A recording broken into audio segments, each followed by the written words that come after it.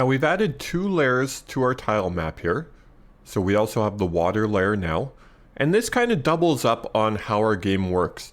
So if we have a level that we put water and you hit the water, we can make it so that you respawn and die when you hit the water.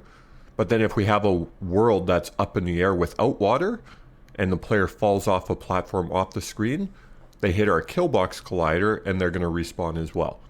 So this system's going to work so that we can do both in any game, and then water can easily be replaced for lava or anything else you want.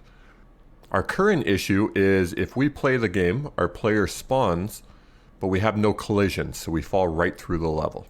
So now we have to start looking at adding colliders to our platforms.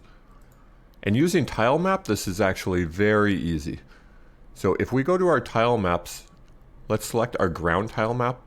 And now on here, we can add a component, which is TileMap Collider 2D. Now if we zoom in a bit, we can see each of our platforms now has a collider on it, and each of these little sprites is their own collider.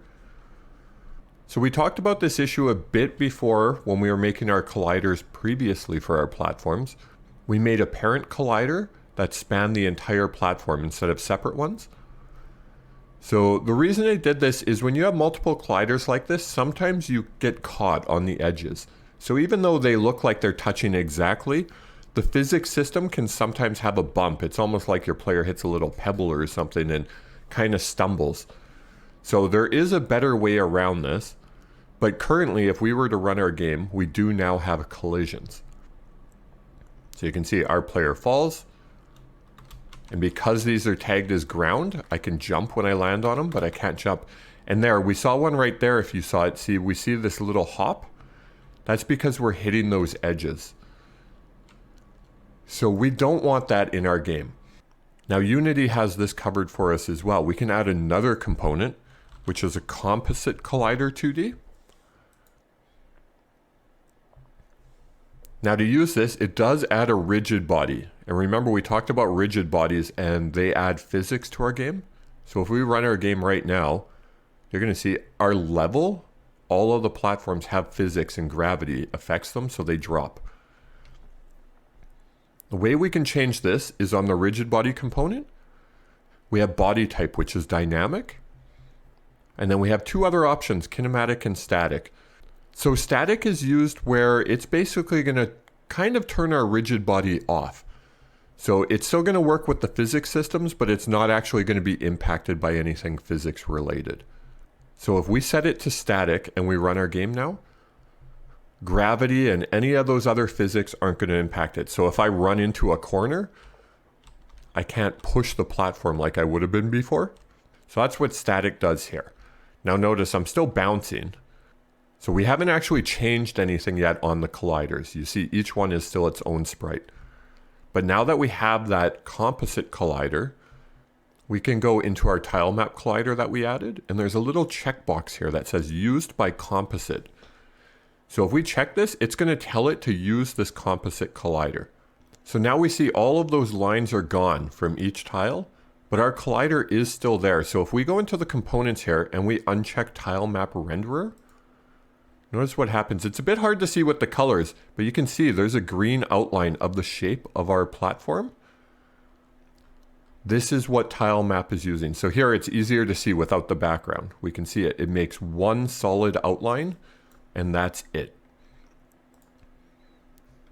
So now when we run our game, it's going to be much smoother and more efficient. So you can see I'm not bouncing at all anymore when I run.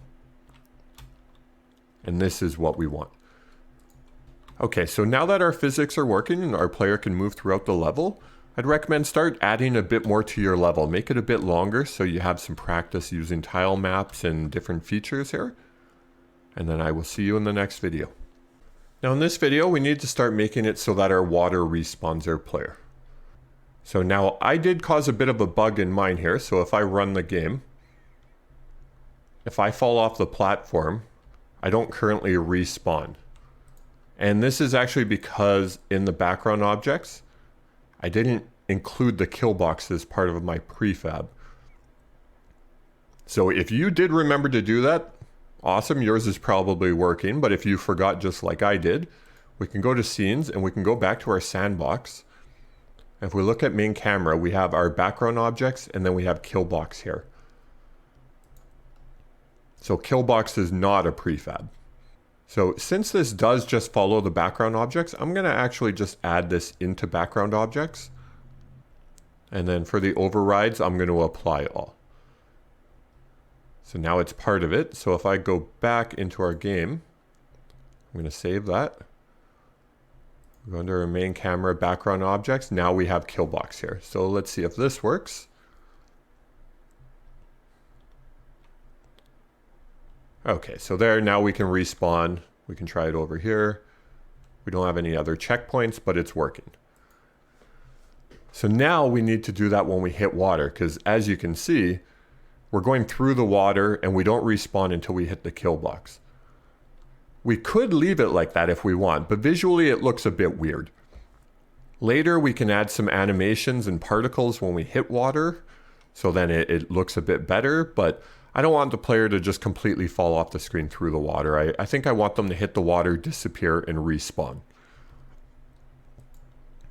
So again, this is just preference on your game, but for practice, I would follow along, and then you can disable this if you decide you don't want that in the future.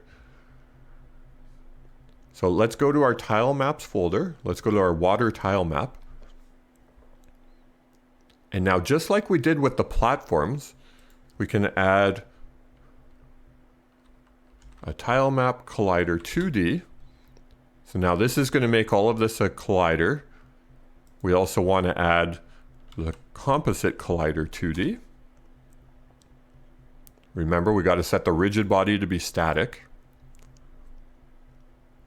And now each one of these still has the collider. So we need to add the check by used by composite.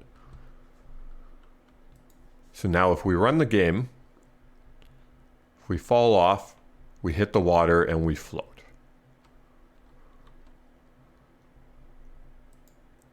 Now what we need to do is change this into a trigger, just like we did before. So we fall through it, but we know that we hit it.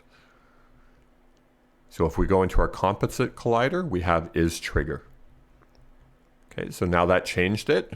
It's all one big collider now. But now we have to find a way in our script to tell it that the player hit the water. So if we go up, we're already using a layer of water, and previously we just used a tag. So let's do that again. Let's click tag, and instead of killbox, we could actually just use the killbox tag because we already have code. So if we tag this as killbox, watch, this is going to work. Okay, so now it's very abrupt. We want to clean that up later, but for right now it's fine. But I want to change this because what if I want to have different behavior if you fall off the screen completely or if you hit the water? So say if I want to do some animations or add some little particles or something for a splash, I wouldn't be able to do that this way because it wouldn't know the difference. So I'm going to make a new tag, and I'm just going to call this one water. So now I'll go back to the water tile map and I'll change it to the water tag. So right now this isn't going to do anything. If we hit it, now we're just going to fall through and wait till we hit the kill box because we haven't said what to do with it yet. So let's go to our scripts. Let's go back to our player controller. And now we currently have this one here checking if we hit the kill box. So what I'm going to do is do an else if. We'll copy the same thing, but we're going to replace this with water.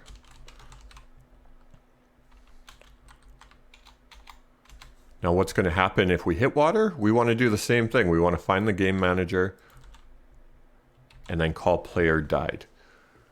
We're doing multiple searches for the same thing. So this is starting to get a bit inefficient. We don't want to do searches because searching for an object in Unity is one of the CPU heavy tasks. We don't want to do that more than we have to. So in this case, every time we hit something and die and respawn, we have to search for that game manager. But every time, we're not destroying our player. We're just still using the same player and moving him. So if we do this once at the start, we never have to find it again. So let's do that here. I'm going to go right up to the top. I'm going to make a variable.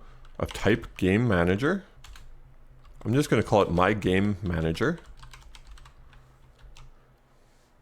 And now in start, when we get the rigid body, just like doing that, I'm going to get the game manager. So we can do my game manager equals. And if I come down here, I'm just going to copy this code. Now let's put it here. And we have to remove player died. We just want to get the game manager. Okay, so our error is gone. So now we have the game manager and we have a reference right at the start. This is called caching. We talked about this a bit before. But this is how you start to make things a little more efficient. Because every time we're doing this search, this is using up extra CPU and memory that we don't need to waste. Since we know we're going to be looking for this more than one time, we want to do it right from the start. So now what I can do is just delete this part, put my game manager dot player died, and then the same thing here.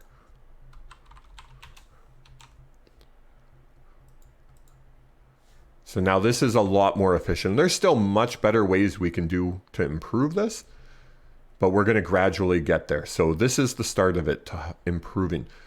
Basically, if you have to call something with a search more than once, you want to save a reference to it. Okay, so let's go test this out. Now we should have the same thing when we hit water. Okay, and there we go. So now with that abrupt jump, we're going to want to add a delay or something there later. But for now, we're just going to leave it right like this. Okay, I will see you in the next video.